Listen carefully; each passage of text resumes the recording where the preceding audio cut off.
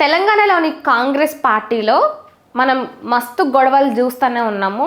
అయితే ఇప్పుడు కొత్త పంచాయతీ ఏంటంటే మునుగోడు ఎమ్మెల్యే కోమటిరెడ్డి రాజగోపాల్ రెడ్డి రీసెంట్గా ఆయన మాట్లాడిన మాటలు, కాంగ్రెస్ పార్టీ గురించి, పార్టీలోని నాయకత్వం గురించి ఆయన చేసిన వ్యాఖ్యలు ఇప్పుడు రాజకీయ పరంగా హాట్ టాపిక్గా మారినాయి. అదేంటంటే రేవంత్ రెడ్డి ప్రభుత్వం గురించి, అదేవిధంగా కాంగ్రెస్ పార్టీలో ఎవరెవరికి పట్టం కడుతున్నారు, అసలు వాళ్ళు ఏం చేసిరని వాళ్ళకి పట్టం కడుతున్నారు అంటూ కాంగ్రెస్ ప్రభుత్వాన్ని, నాయకులను రాజగోపాల్ రెడ్డి ఎండబెడుతున్న తీరుకు ఇటు కాంగ్రెస్ పార్టీ పిసిసి చీఫ్ అయిన మహేష్ కుమార్ గౌడ్ కూడా దీని మీద సీరియస్ అయిండు.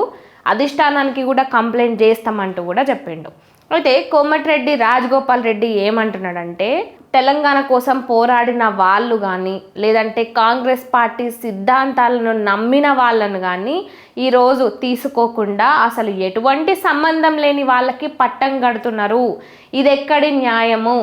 రేవంత్ రెడ్డి ప్రభుత్వము మంచి చేస్తే మంచి చేసిందని చెప్తా, మంచి చేయకపోతే చెయ్యలేదనే చెప్తా, పాజిటివ్గా ఉంటే పాజిటివ్గా చెప్తా, నెగిటివ్ అయితే నెగిటివ్గానే చెప్తా, ఉన్నది ఉన్నట్టే చెప్తా.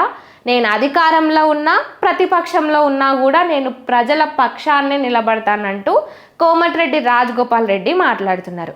ఇక అంతేకాకుండా ఒకప్పుడు కేసీఆర్ని ఎదిరించిన నాయకుడిని నేను, కేసీఆర్ గురించి మాట్లాడిన నాయకుడిని నేనే అంటూ కూడా ఆయన ప్రస్తావించిండు.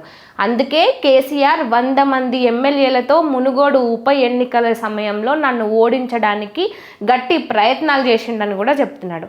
ఇక దీంతో పాటు కొంతమంది నాయకులను ఆయన స్వయంగా డబ్బులను ఖర్చు పెట్టుకొని మరీ గెలిపించానని, కానీ ఈరోజు అధికారం వచ్చిన తర్వాత ఏ పార్టీ అధికారంలో ఉంటే ఆ పార్టీ దిక్కుపోతున్నారు, ఇది చాలా బాధాకరమైన విషయం అంటూ కూడా ఆయన చెప్పుకొచ్చిండు. ఇంకా కొంతమంది ఎమ్మెల్యేల గురించి మాట్లాడుతూ కులాన్ని, మతాన్ని అడ్డు పెట్టుకొని రాజకీయంగా ఎన్నో కుట్రలు చేస్తున్నారని, అవినీతికి పాల్పడుతున్నారంటూ, అలాంటివి రాజకీయంలోకి వచ్చిన తర్వాత, అధికారంలోకి వచ్చిన తర్వాత ఇలాంటివి చేయడం సరికాదంటూ కూడా వాళ్ళని కూడా ఎండగడుతూ రాజగోపాల్ రెడ్డి మాట్లాడిండు.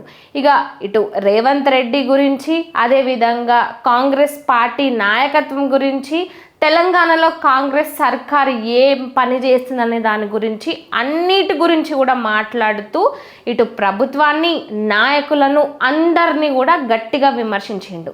ఇక ఈ విమర్శలే అంటే దీనికంటే ఇంకా ఒక ఎత్తు ఎదిగి అంటే ఇంకొక మాట ఏమని మాట్లాడిండంటే, నేను తలుచుకుంటే రాజకీయాలను మారుస్తా, రాజకీయాలను మార్చే అంత శక్తి నాలో ఉంది, నాకు యువత నమ్మకం కావాలి, యువత నాతో నడవాలి, నమ్మకం ఉన్న రాజకీయ నాయకులు నాకు తోడుగా ఉండాలి. అట్లా ఉంటే తమిళనాడులో విజయ్ ఏదైతే ప్రభంజనం సృష్టించిండో అలాంటిది తెలంగాణలో కూడా సృష్టించే అవకాశం ఉంది, అంత బలం నాకుంది, అంత శక్తి నాకుందంటూ కూడా మాట్లాడిండు.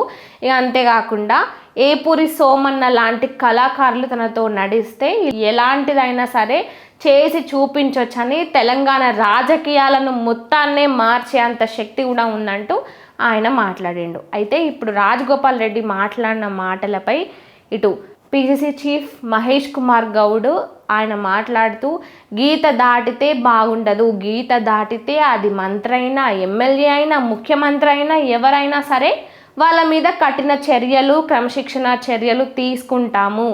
ఈ రాజగోపాల్ రెడ్డి చేసిన వ్యాఖ్యలపై నేను ఇప్పటికే మీనాక్షి నటరాజన్కి కంప్లైంట్ చేసిన, ఆ తర్వాత అధిష్టానానికి కూడా కంప్లైంట్ చేస్తాం, మేము దీన్ని అంత ఈజీగా వదిలిపెట్టాము.